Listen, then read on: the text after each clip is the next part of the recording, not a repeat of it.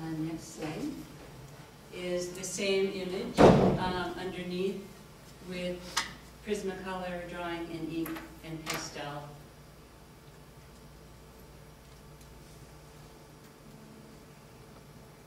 And next image. This is gray matter 14B. This is again based on that dark matter 14 painting, and this one was actually shown here at South Shore in the Salon Show in 2008, which is how I come here to you today. Mary McClellan called me after that show came down and said, I think your work would be interesting to people, and we would love to have a show. So I said, great, just let me know when to show up. And so it has been 3 years in coming, which is wonderful. I'm just so pleased to be here again. I worked on the dark matter, gray matter series for a couple of years, reprinting the digital files of those two paintings, the one 5-foot square and the smaller one 2-foot square, as often as I wanted to start new investigations and develop new drawings. Each one was unique, even though it was from the same digital file. I like this ability to keep on making the same image over and over again, and a sense of industrial reproduction that I had worked for many years in graphic design and loved the idea of making multiples of things. And also enjoyed working with the commercial materials and working with sources who would print these big pieces on their industrial equipment. I had worked for 20 years in graphic design. I had my own business and witnessed the revolution that took place in my industry as well as in the world at large when everybody got a computer and all of a sudden things that had been done by hand for so many generations were no longer being done by hand. They were being done electronically. It turns out that I'm of the last generation of people who will ever have done any of that work by hand.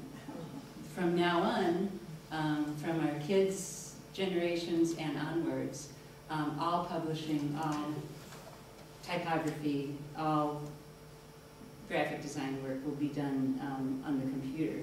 There's a resurgence of hand typesetting with letterpress printing, which is kind of an offshoot of that. But in general, any kind of commercial print work is going to be done electronically. And I had a Macintosh computer in 1984, which was about this big, and it had 2 megabytes worth of memory in it. And everything that I did was done in those 2 megabytes, which is hysterical now, because basically you send an email and it's going to be 2 megabytes. I think artists all over the world now are grappling with this technological revolution, the digital world, and how we deal with that.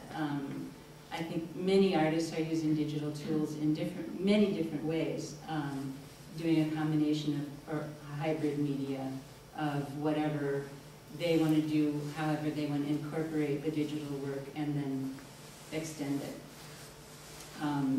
I'm interested in it to have the mark of the hand again, the artist's hand, in combination with the mark of the machine. How those things go together is part of what I'm interested in. Let's look at the next slide. And I've always taken photographs, mostly personal work, as references that I can use in other ways. And towards the end of the couple of years I worked on the dark matter, gray matter series, I thought maybe I would extend my digital investigations into the world of nature and take these nature photographs that I had been collecting and see what I could do with those. Most of these images that I've taken are to capture light and pattern in nature so that I can see things carefully and examine them in detail. this is an image from a walk in Yosemite in 2008. And the funny thing is that when I see these photographs, I know exactly where I was at the time when I took them. And that's what's so great about having them, is that it can take you right back there. But I like this image a lot, and I thought, what would happen if now I took this and manipulated it and digitized it? So let's go to the next slide. This is a piece called Ardent, which is upstairs, 2009. It's ink, acrylic, pastel, collage on layered mylar laser prints. So there are 2 layers of the same image which are hanging together. And this showed the evolution of that photograph, how abstracted it's become, and how it takes on all these different kinds of associations. The darker areas that you can see are prints of the actual photograph. I think we have a detail in the next slide. The darker areas are actual prints of the shadow of the trees. So you can start to see some leaf forms in there.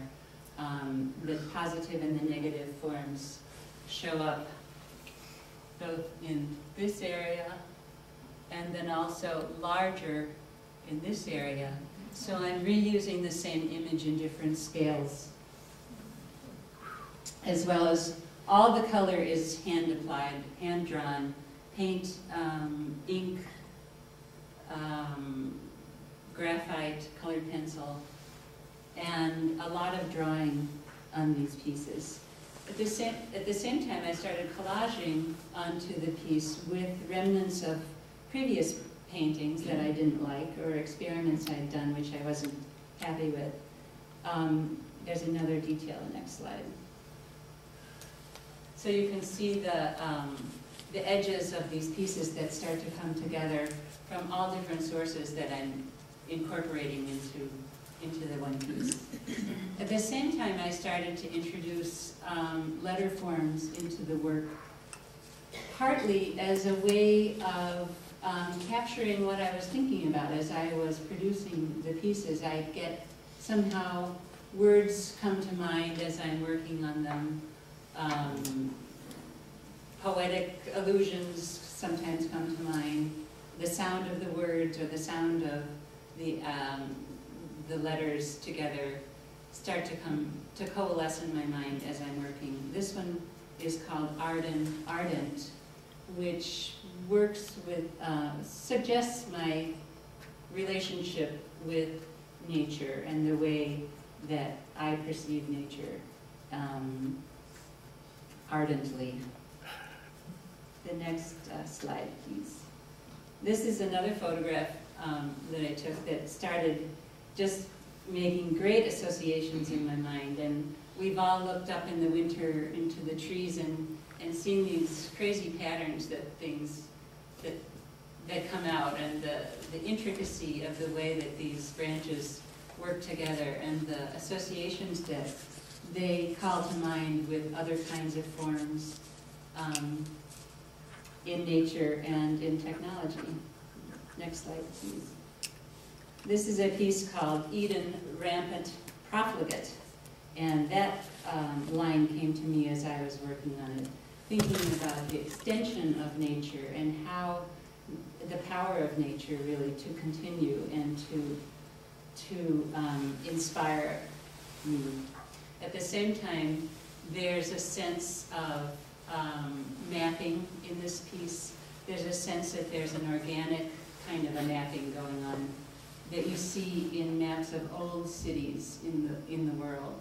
They're not laid out on a grid. They evolve from these natural forms, which are generally based around a river, which runs through an old city. So a lot of that was going through my mind as I was working on this piece. And that is from the tree? Yes. Yeah. The base image is from the tree. And anybody else who has questions, please stop me or just shout out if it's not making sense or you need more detail. Why don't you go back and show that? You want to go back to the tree? Yeah. Okay. Can we go backwards, please? You are.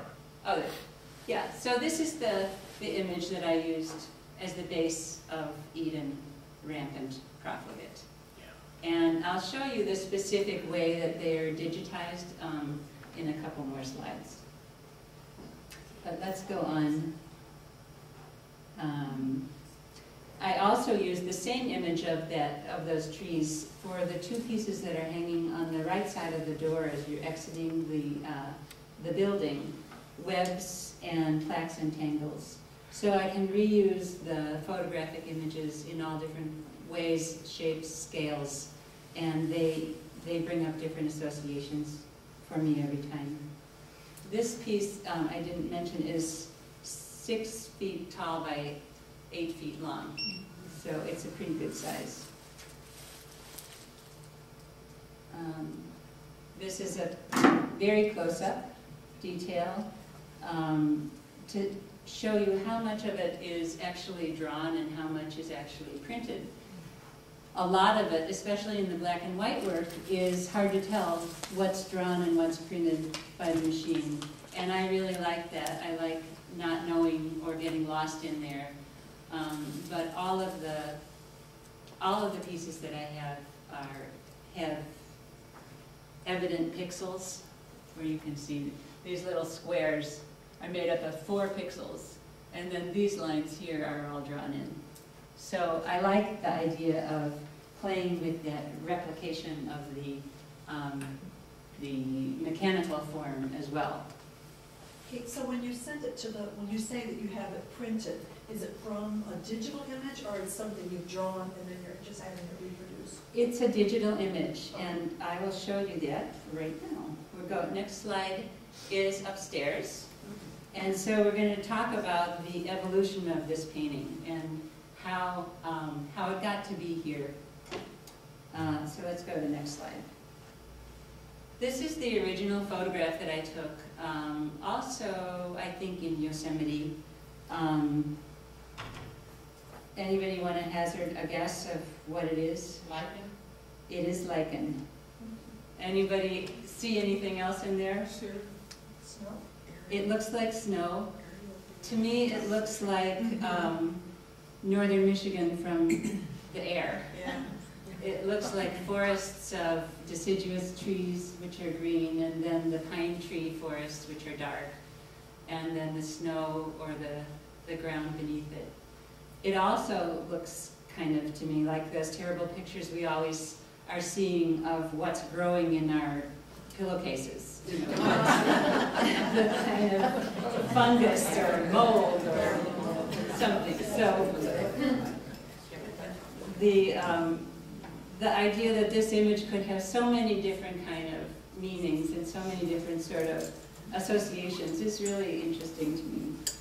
So I start with this image, and then next slide, I make it black and white so that it becomes even more abstracted at this point.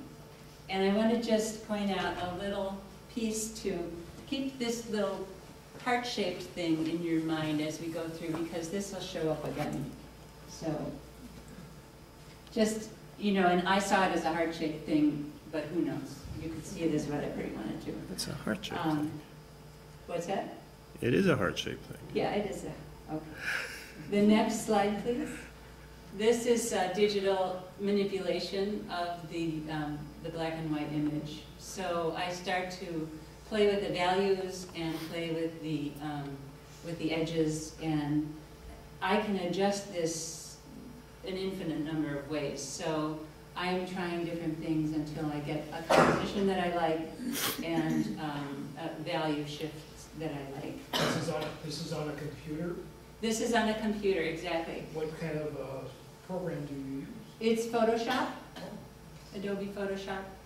And it's an amazing program. I know about 1/10 of what it can do.